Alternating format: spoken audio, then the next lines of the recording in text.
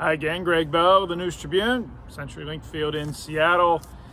Another ho-hum game today. The Seahawks winning 38-31, blowing a 30-15 lead late in the third quarter, falling behind 31-30, and then I saw Russell Wilson go up and down the sidelines in front of his offensive lineman seated on the bench during Dallas's drive to the go-ahead field goal. And you could tell even from the press box through binoculars that he was saying, it's on us. The defense had given up 500-plus yards. They weren't stopping Dak Prescott or anybody else this season so far.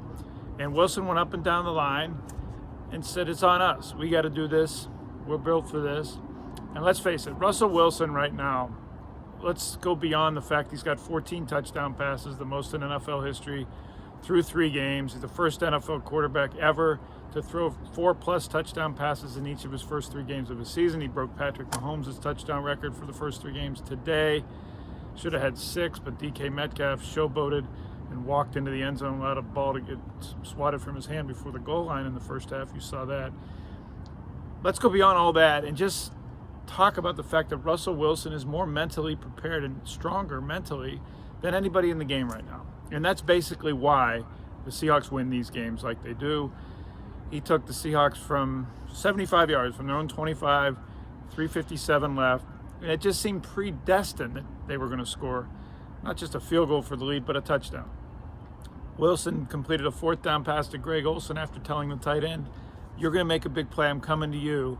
At the start of that drive, on 4th and 3 in the game on the line at midfield, it was Russell Wilson throwing a dart right into Olsen's stomach.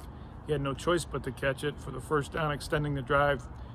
3 plays later, that, for one of the few times in the last couple of seasons, really, the Seahawks offensive line gave Russell Wilson a pocket to sit back in and look. I counted 5 seconds, a little more than 5 seconds, that Wilson had to throw the winning touchdown pass to DK Metcalf. You give Metcalf 5 seconds and he's going to break away from any defensive back with his speed and size, and that's what he did across the field left to right, beating the safety Robinson across the field left to right.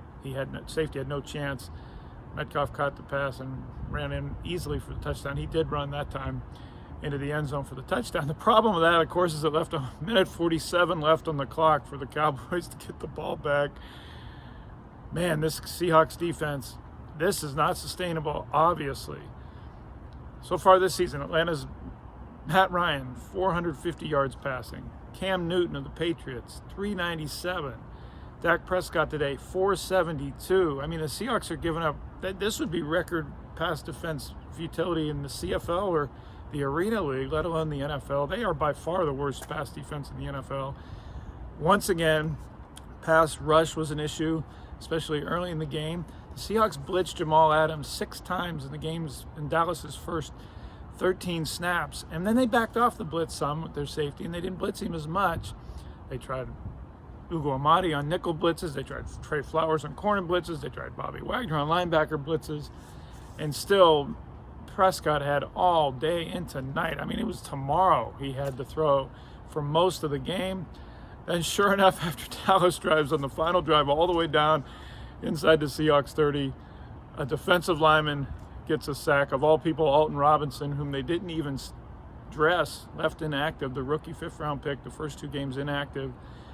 Some of the Seahawks' problems in their pass rush, it is occurring to me, is personnel-related and personnel decisions by the coaches. Why was Alton Robinson inactive for the first 2 games of the season that you absolutely have to, any serviceable pass rusher you can find, put him in a uniform?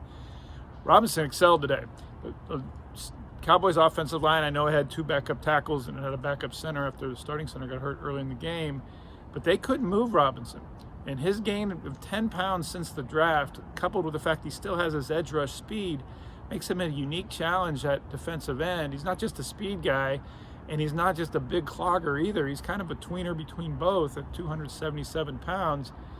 Alton Robinson needs to play more. So does Shaquem Griffin. They brought him up yesterday, activated him from the practice squad, and he stood there for 3.5 hours next to the defensive coaches waiting to come in the game with his helmet on. I watched him with the binoculars.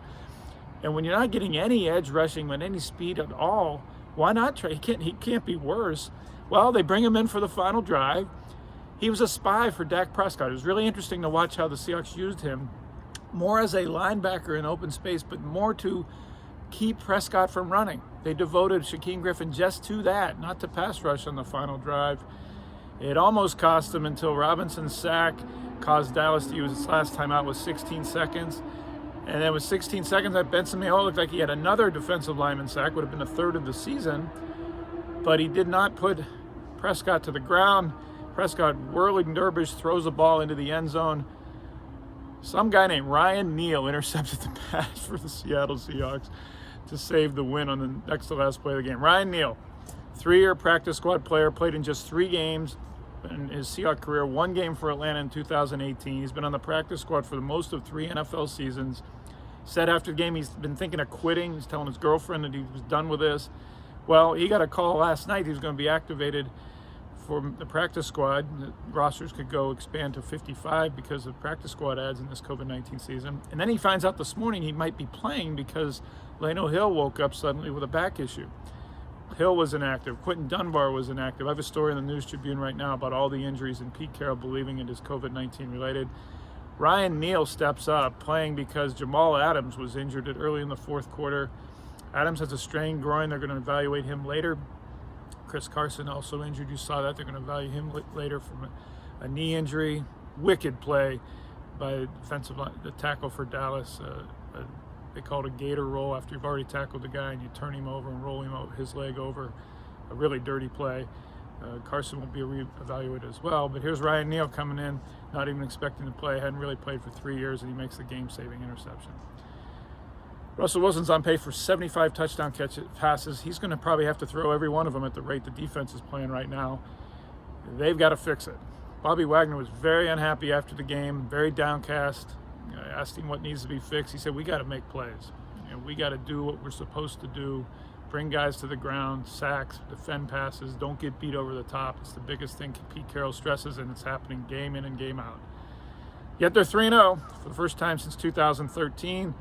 I'll be with them in Miami this coming Sunday to see if they can go to 4-0 for the first time since that Super Bowl winning season of 2013. All the news at thenewstribune.com, on Twitter at GBellSeattle. Thanks for watching.